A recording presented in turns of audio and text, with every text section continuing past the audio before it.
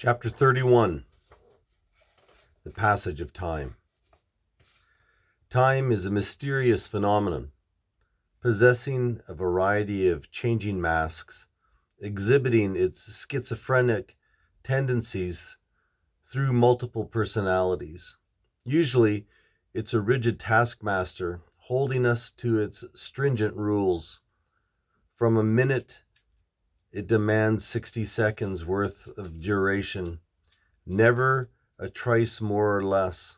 Seconds, minutes, hours, days, weeks, and years prove to have immovable walls that hold our lives within their boundaries, unwilling to loosen their constraints. Then, inexplicably, this unyielding dictator changes masks, becoming an illusionist. Now, its inflexible grip is elasticized to be stretched or shrunk depending on the given situation. When we are doing something we dislike or that bores us to tears, time takes on the personality of a plodding old man in clumsy boots, barely moving and stopped by everything he bumps against, with no particular place to go. But we soon learn that time is a fickle companion, turning on a whim. When we are with someone we really enjoy, or are doing something we truly love, time decides to take off its heavy boots and trade them for lightweight track and field cleats, and the mad dash is suddenly underway. Time seems to possess some innate radar system which accurately interprets each phase of our lives and then adjusts its speed to cause maximum frustration. When we are young and we have an abundance of time on our hands, the promise of our whole lives ahead of us, time sets its speed level at a near standstill. In these precious first years, we have an abundance of milestones that we are racing to meet. In the sixth grade, you just can't wait for junior high school.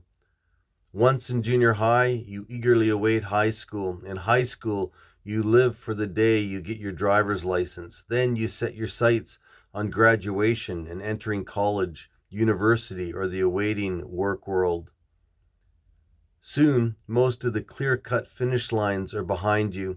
You are old enough to drive, old enough to drink, and hopefully wise enough not to do both at the same time.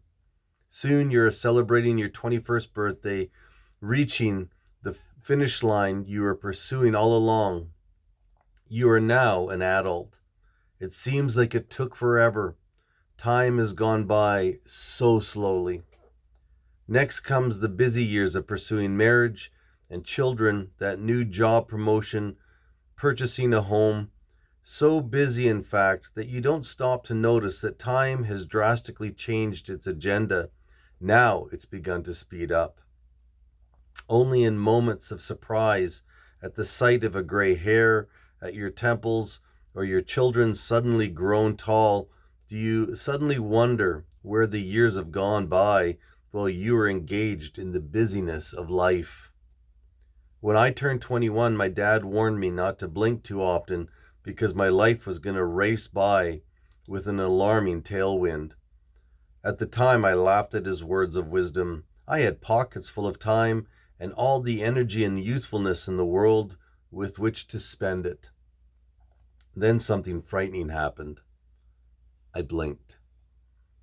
All of a sudden, my pockets weren't as full anymore. In that twinkling of a blink, a large section of my life now rested quietly in the annals of yesterday. The future had become the past, all in the short matter of time it takes to close and open your eyes. As the years fly by, we have less and less finish lines left to cross. Somewhere along the way, you begin to see that you were given a precious treasure chest that contained a gift of almost infinite value if invested rightly. But you also realize that this treasure chest has a hole in the bottom, and the priceless gold dust is constantly pouring out, never to be replenished. Once you've experienced the present, it is gone forever. Time keeps slipping through our fingers, as it pours from the bottom of the treasure chest. Then ultimately, we find ourselves facing the only real milestone left to us. It is the one that you will try to avoid with all of your might, the last finish line. At this period in life, time is playing its last trick. It is shifted into the highest gear, and again the speed rate intensifies. God tells us in His Word that our life is but a vapor, a fleeting puff of mist, there for a millisecond, and then gone.